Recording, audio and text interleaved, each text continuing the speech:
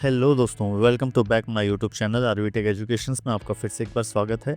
Last session में हमने सब माइक्रोसॉफ्ट वर्ड कंप्लीट किया था। माइक्रोसॉफ्ट वर्ड में हमने लास्ट ये letter writing, document formatting, resume creation, invoice and quotation creation, तो ये सब सारी की सारी चीज़ें हमने लास्ट वर्ड में कंप्लीट की है। और आज के सेशन में हम सीखने वाले हैं माइक्रोसॉफ्ट एक्सेल, जो कि बहुत ही इंटरेस्टिंग टॉपिक होने वाला है। तो आइए शुरू करते हैं।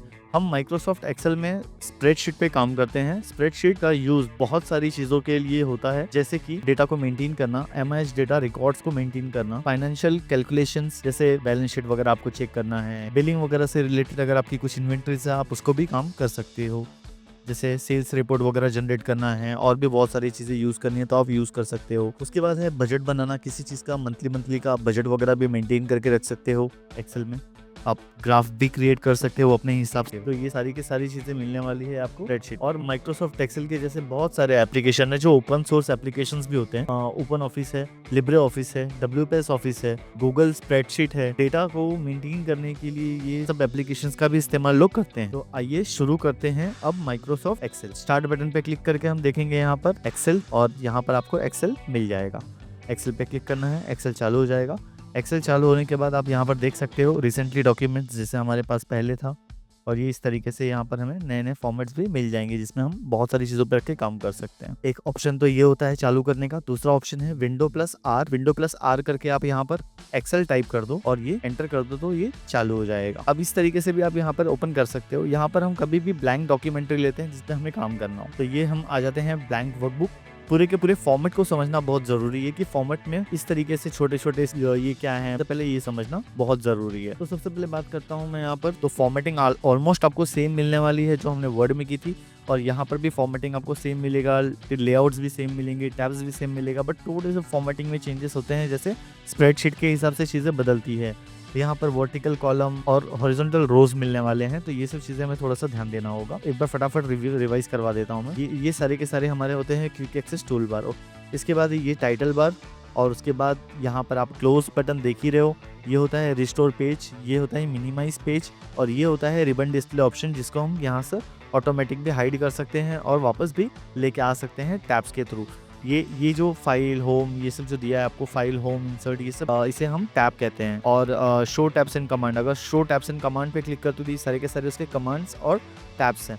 तो ये जो होता है ना, ये हमें इसे हम कहते हैं रिबन। रिबन का इस्तेमाल ज्यादातर आप देखोगे ना, रिबन को हर तरीके से सेग्रीगेट किया हुआ है, जैसे क्लिपबोर्ड का सेक्शन अलग से दिया हुआ है, फॉन्ट अलग है, अलाइनमेंट अलग है, नंबर, स्टाइल, सेल्स, एडिटिंग, ये सब अलग अलग सेक्शंस में इसे डिवाइड किया हुआ है। उसके बाद यहाँ पर आप देखोगे ये जो होता है यहाँ पर, इसे यहाँ पर दिया है नेम बॉक्स। ये होता है नेम बॉक्स। अब जब किसी सेल पर क्लिक करते हो तो वहाँ पर उस सेल का रेंज प्रॉपर दिखता है कि ये J4, इसे कहते हैं हम नेम बॉक्स।